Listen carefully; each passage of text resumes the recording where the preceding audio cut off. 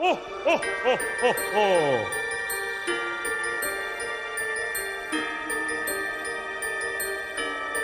Oh, oh, oh, oh, oh. Merry Christmas.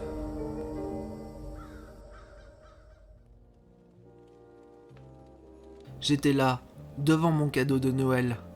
Pendant que mes frères et sœurs ouvrirent le leur, moi, j'étais devant le mien, complètement dubitative. Mes parents qui observèrent la scène se demandèrent pourquoi je n'ouvrais pas mon cadeau. Mais je vais vous expliquer pourquoi j'étais tant hésitante à ouvrir mon présent. Tout simplement car je ne sais pas qui me l'a envoyé. Enfin, si, j'ai ma petite idée. Mais ne préférant pas gâcher Noël avec mes histoires à l'école, je me forçai à l'ouvrir, même si j'en avais pas envie. Car je sais très bien que c'est le garçon qui est amoureux de moi qui me l'a envoyé.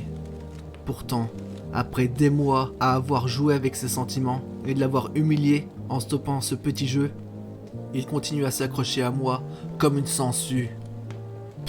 Remarque, il faut dire que j'ai un peu cherché aussi, qu'on sente que je suis assez jolie. C'est pourquoi j'en ai profité pour m'amuser, en manipulant ses sentiments. Tout en déchirant le papier cadeau de couleur rose, j'espérais au fond de moi que ça soit pas un cadeau de sa part. Dans ce cas-là, le garçon serait vraiment désespéré pour qu'il y croie encore. Maintenant, une boîte carton dorée était à nu. Je pris mon courage à deux mains et ouvris le carton. Mon cœur battait à tout rompre. Jusqu'à la dernière seconde, j'espérais que ça venait pas de lui. Contre toute attente, je me trompa lourdement. Au fond de la boîte, parmi des billes de polystyrène, se trouvait un cœur plat et recouvert de paillettes dorées. L'objet étincelait à la lumière du salon. J'y crois pas, chuchotai-je. Je n'avais qu'une seule envie, c'était de le mettre au feu. C'était peut-être ce que j'allais faire quand le reste de ma famille allait avoir le dos tourné. Je sortis le cœur doré de la boîte, tout en enlevant quelques billes de polystyrène qui s'étaient accrochées. J'ai eu beau l'examiner sur toutes les coutures, mais rien. Pas le moindre indice confirmant mes craintes. Ni serait-ce un mot qui aurait pu être enfoui dans le polystyrène. Cette situation était vraiment agaçante. « Maman, ce cadeau était à l'origine ici quand vous vous êtes réveillée ?» demandai-je suspicieuse. « Non, vers 2 ou 3 heures du matin, on avait sonné à la porte d'entrée. Alors ton père est descendu pour aller voir qui ça pouvait être. Mais personne n'attendait devant la porte, sauf ce cadeau à ton attention qui était posé sur notre paillasson. Voilà. » C'était de plus en plus étrange pour moi. Mais à peine j'avais remis le cœur doré dans le paquet afin de passer aux autres cadeaux, que la peau de mon visage commença à me démanger. Puis, au fil des secondes, les démangeaisons s'amplifièrent et se propagèrent à tout mon corps. C'était insupportable. J'avais beau me gratter, les picotements ne s'estompèrent pas. Au contraire.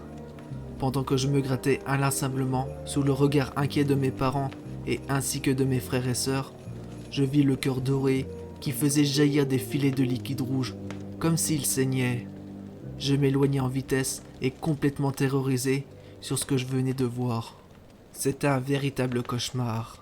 C'est alors que tout le monde se penchèrent vers l'intérieur du paquet en lâchant des hurlements. Mon père se retourna vers moi, également terrorisé. Et c'est à cet instant qu'il sursauta en voyant mon visage. Le visage d'Aurélie, alors âgée de 12 ans, présentait des boursouflures. Tour à tour, certains explosèrent, laissant échapper du pu mélangé à du sang.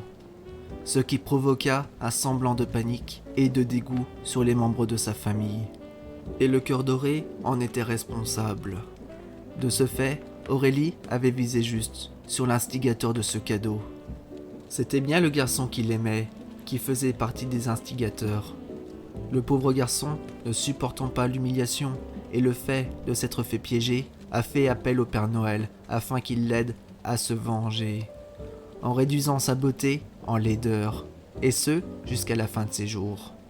Maintenant, c'était à son tour de la faire souffrir sentimentalement, et de l'humilier de par son physique quelque peu disgracieux.